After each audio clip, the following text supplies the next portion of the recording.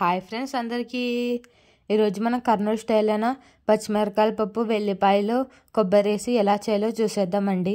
ఇది ఉత్త అన్నం లేకైనా లేకుంటే పచ్చిమిరపకాయల పప్పు కాంబినేషన్ అయినా చాలా అంటే చాలా బాగుంటుందండి.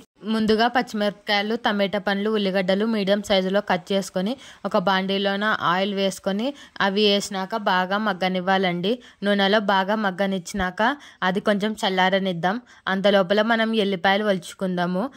రోట్లోన మనం ముందుగా మగ్గనిచ్చుకున్న మిశ్రమాన్ని వేసి అందులో తగినంత ఉప్పు వేసి బాగా దంచుకోవాలండి. కొంచెం మెదిగినాక అందులోకి మనం ముందుగా వలిచిపెట్టుకునే ఎల్లిపాయలు వేసి బాగా దంచుకోవాలండి. అవి కొంచెం మెదిగినాక అందులోన ఒట్టి కొబ్బరి పొడి వేసుకొని దంచుకుంటూ ఉండాలండి. ఇది రోట్లో వేసుకొని దంచుకుంటేనే బాగుంటుందండి. మిక్స్కి వేసుకుంటే అంత టేస్ట్ రాదు. సో అలా వేసుకొని బాగా దంచుకోవాలండి. అది మెత్తగా అయ్యేంత వరకు దంచుకొని ఒకసారి ఉప్పు అయిందో లేదో చెక్ చేసుకోండి.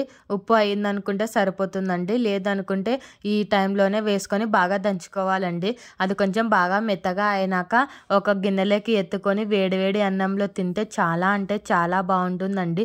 ఈ రెసిపీ రాయలసీమలో చాలా ఫేమస్ అండి. నోటికి కారంగా చాలా అంటే చాలా బాగుంటుంది రెసిపీ.